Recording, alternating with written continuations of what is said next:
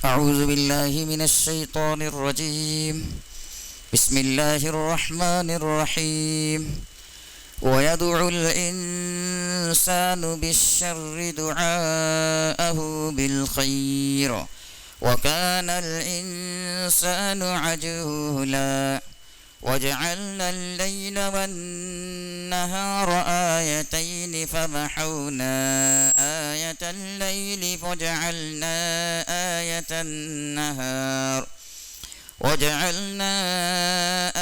النهار مبصرة لتبتغوا فضلا من ربكم ولتعلموا عدد السنين والحساب وكل شيء فصلناه تفصيلا. وكل إنسان ألزمناه طائره في عنقه ونخرج له يوم القيامة كتابا يلقاه منشورا. اقرأ كتابك كفى بنفسك اليوم عليك حسيبا. من اهتدى فإنما يهتدي لنفسه ومن ضل فإنما يضل عليها ولا تزر وازرة وزر أخرى وما كنا معذبين حتى نبعث رسولا. صدق الله العظيم. پہلی آیت میں بتایا گیا کہ انسان اپنے لیے برائی کی دعا کرتا رہتا ہے اور جس طرح خیر کی دعا کرتا ہے اسی انداز میں شر کی دعا کر بیٹھتا ہے. تفسیر در منصور میں حضرت حسن رضی اللہ عنہ سے آیت کی تفسیر بیان کرتے ہوئے نقل کیا ہے کہ جب انسان کو غصہ آتا ہے تو اپنی جان کو اور اپنی بیوی کو اور اپنے مال کو اور اپنی اولاد کو برے الفاظ میں یاد کرتا ہے. پھر اگر ان کی بد دعا کے مطابق اللہ تعالیٰ اس پر تکلیف بھیج دیتے ہیں تاکہ معلوم ہوتا ہے کہ پھر خیر کی دعا کرتا ہے تو اللہ تعالیٰ اسے خیر عطا فرما دیتا ہے.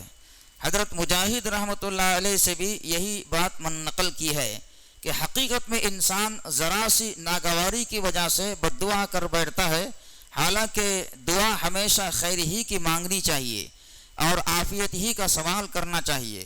حضرت جابر رضی اللہ عنہ سے روایت ہے کہ حضور سرور عالم صلی اللہ علیہ وسلم نے ارشاد فرمایا کہ اپنی جانوں اور اپنی اولاد اور اپنے مالوں کے لیے بد دعا نہ کرو. ایسا نہ ہو کہ تم کسی مقبولیت کی گھڑی میں اللہ جل شانہ سے سوال کر بیٹھو اور وہ تمہاری بد دعا قبول فرما لے. اس کے بعد انسان کا مزاج بیان کرتے ہوئے ارشاد فرمایا کہ وَكَانَ الْإِنسَانُ عَجُولًا، اور انسان جلد باز ہے.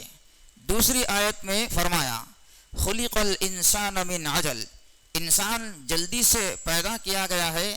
انسان کا یہ مزاج ہے کہ اس کے اعمال اور اشغال میں عجلت ظاہر ہوتی رہتی ہے اور یہ عجلت بہت سی مصیبتوں کا سبب بن جاتی ہے. بہت سے ایکسیڈنٹ جلد بازی ہی کی وجہ سے ہوتے ہیں اور بہت سے فیصلہ کرنے میں جلدی کرتے ہیں، طلاق دے بیٹھتے ہیں اور ایسے کام کر بیٹھتے ہیں جس کی وجہ سے بعد میں پچھتاتے ہیں. اسی لیے رسول اللہ صلی اللہ علیہ وسلم نے ارشاد فرمایا کہ بردباری اللہ کی طرف سے ہے اور جلد بازی شیطان کی طرف سے ہے.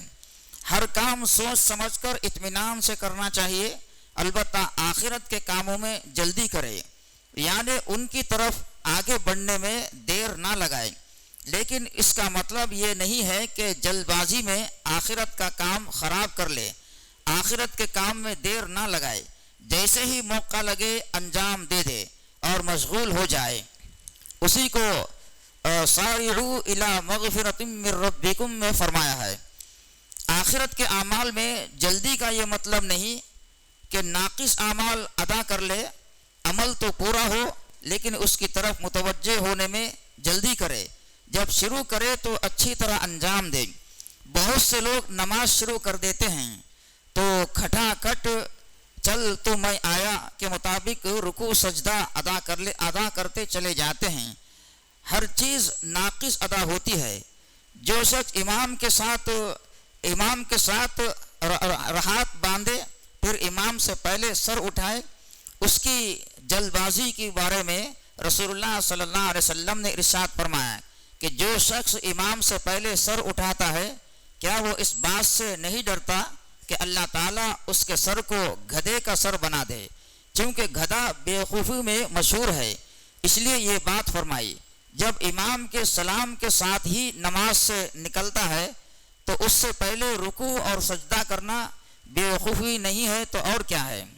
اس کے بعد کی آیت میں فرمایا، اس آیت کریمہ میں رات اور دن کو دو نشانیاں بتایا ہے. رات بھی اللہ کی قدرت کی نشانی ہے اور دن بھی. ان دونوں کا آگے پیچھے آنا، کم اور زیادہ ہونا، یہ سب اللہ تعالیٰ کی قدرت کاملہ کے جاننے کے لیے بہت بڑی نشانیاں ہیں. انسان عقل سے کام لے، غور و فکر کرے تو ان دونوں کے ذریعے اللہ تعالیٰ کی معرفت حاصل کر سکتا ہے. سورہ فرقان میں ارشاد فرمایا، وَهُوَ الَّذِي جَعَلَ اللَّيْلَ وَالنَّهَارَ خِلْفَةً لِمَنْ أَرَادَ أَن يَذَّكَّرَ أَوْ أَرَادَ شُكُورًا.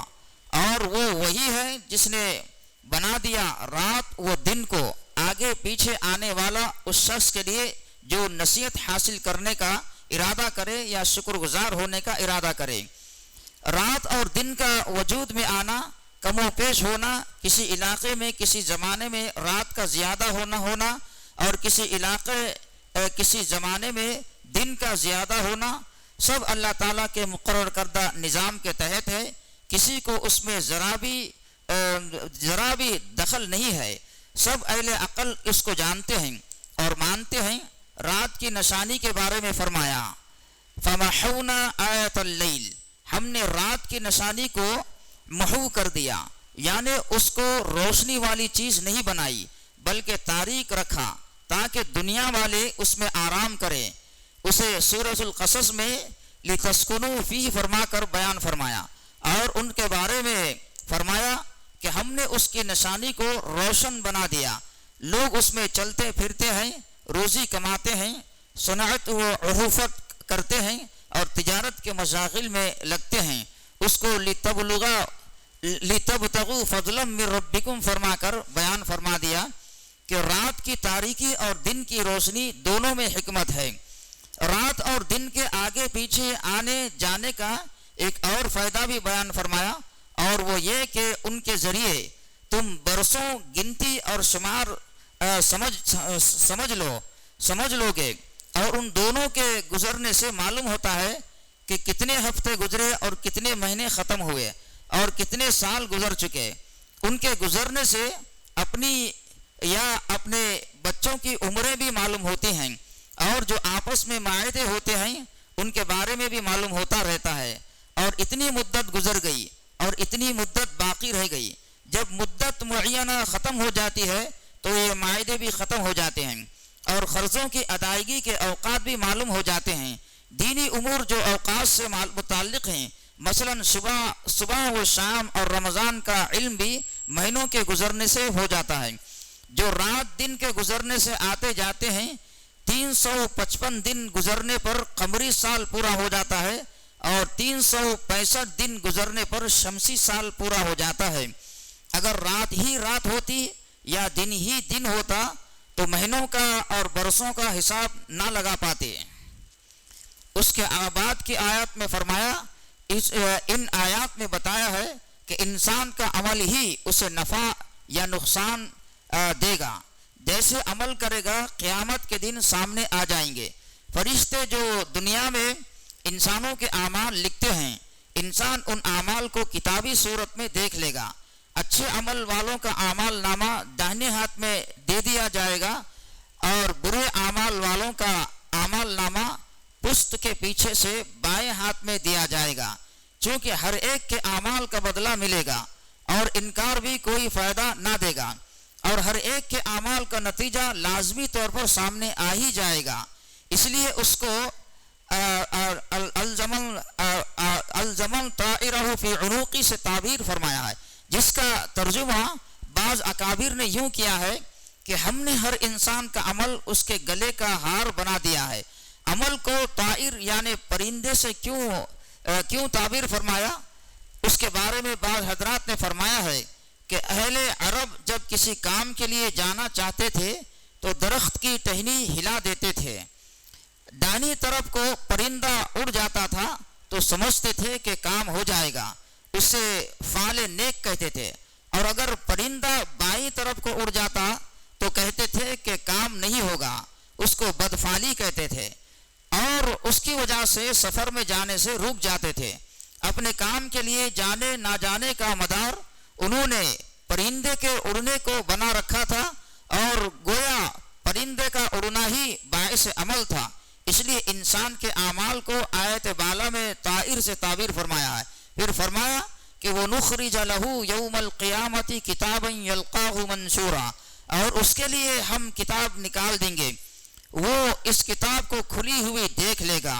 انسان سے کہا جائے گا کہ اقرا کتابک، تو اپنی کتاب کو پڑھ لے، کفا بنفسک اليوم علیک حسیبا، آج تو ہی اپنا حساب جاننے کے لیے کافی ہے۔ انسان کی ہوش مندی یہی ہے کہ اپنی جان کے لیے فکر مند ہو اور اپنا حساب کرتا رہے۔ یوم آخرت میں حساب کرنے کے بعد اپنے حق میں نتیجہ اچھا نکالا تو اس وقت حساب کرنے سے فائدہ نہ ہوگا۔ اسی دنیا میں حساب کرتے رہیں تو نفس کو برائیوں سے بچا کر لے جانا آسان ہوگا۔ نفس کا محاسبہ کرتے رہیں اور اسے تنبیہ کرتے رہیں کہ دیکھ گناہ کرے گا تو عذاب بھگتے گا۔ اسی کو فرمایا کہ حاسبو قبل ان تحاسبو، کہ حساب کیے جانے سے پہلے اپنا حساب کر لو۔ جو شخص یہاں اپنا حساب کرتا رہا اس کے دائیں ہاتھ میں اعمال نامہ دیا جائے گا اور وہ وہاں کامیاب ہوگا، اور خوشی کے ساتھ یوں کہے گا ہا اقرؤوا کتابیا انی ظننت انی ملاق حسابیا، آ جاؤ میری کتاب پڑھو، بلا شبہ مجھے یقین تھا کہ میرے حساب سامنے آنے والا ہے۔ اور جس کے بائیں ہاتھ میں کتاب دی گئی وہ اس بات کو پسند کرے گا کہ اس کا اعمال نامہ دیا ہی نہ جاتا، یا لیتہا لم اوت کتابیا ولم ادری ما حسابیا، ہائے کاش مجھے میرا اعمال نامہ نہ دیا جاتا اور میں نہ جانتا کہ میرا حساب کیا ہے۔ اس کے بعد فرمایا من اہتدی فانما یہتدی لنفسی، اس نے ہدایت پائی تو اس نے اپنی ہی جان کے لیے رائے ہدایت اختیار کی، کیونکہ اس کا نفع اسی کو پہنچے گا۔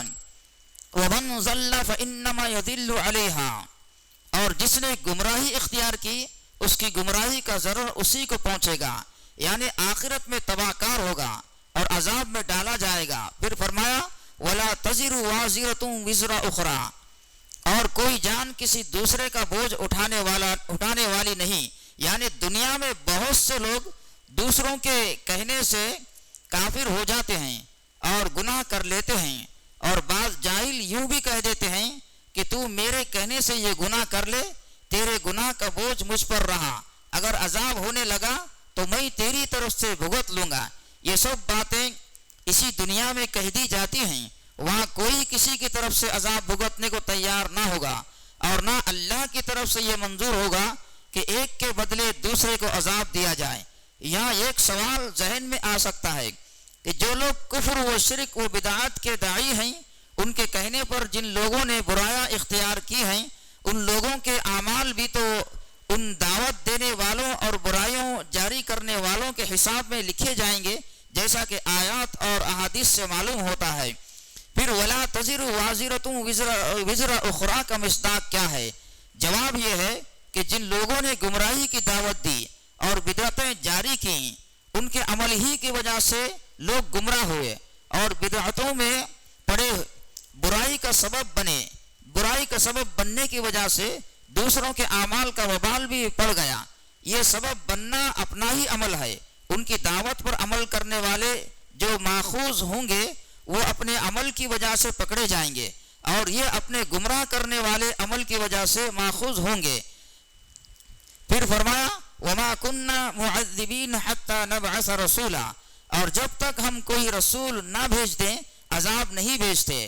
اس میں اللہ تعالیٰ نے ایک قانون بیان فرمایا ہے، اور وہ یہ کہ اللہ تعالیٰ شانہ نے انبیاء اکرام کو مبعوث فرمایا، جنہوں نے خوب واضح طریقے پر ہدایت کا راستہ بیان فرمایا۔ جنہوں نے ہدایت کا راستہ اختیار کیا، یہ لوگ دنیا میں بھی اچھے حال میں رہیں گے اور آخرت میں بھی ان کا اچھا انجام ہوگا، اور جن لوگوں نے ان حضرات کی ہدایت کو قبول نہ کیا، وہ دنیا میں بھی بے راہ ہوئے اور آخرت میں بھی ان کے لیے عذاب ہے۔ یہ جو دنیا میں عذاب آ جاتا ہے اور آخرت میں جو عذاب ہوگا، اس میں اللہ جل شانہ پر کوئی اعتراض نہیں کیا جا سکتا، کیونکہ اللہ تعالیٰ نے اپنے رسول بھیجے، کتابیں نازل فرمائی اور رائے حق کو واضح فرما دی۔ جن لوگوں نے عناد سے کام لیا، حق کو ٹھکرایا، نبیوں کی باتوں کو نہ مانا، وہ اپنے اعمال کی وجہ سے دنیا اور آخرت میں مستحق عذاب ہوں گے۔ ایسا نہیں ہے کہ اللہ کی طرف سے ہدایت نہ آئے اور لوگوں کی گرفت کر لی جائے اور ان پر عذاب بھیج دیا جائے۔ اتمام حجت کے بعد اللہ تعالیٰ کی طرف سے عذاب بھیجنے کا فیصلہ ہوتا ہے۔ سورہ فاطر میں فرمایا وَإِنَّ مِنْ أُمَّةٍ إِلَّا خَلَا فِيهَا نَذِيرٌ، کوئی امت ایسی نہیں ہے جس میں کوئی ڈرانے والا نہ گزرا ہو۔ پچھلی امتوں میں ایک کے بعد دیگرے حضرات انبیاء اکرام علیہم السلام تشریف لاتے رہتے تھے۔ حضرت خاتم الانبیاء صلی اللہ علیہ وسلم کے بعد کوئی رسول اور نبی آنے والا نہیں ہے۔ آپ قیامت تک پیدا ہونے والے تمام انسانوں اور تمام جنات کے نبی ہیں۔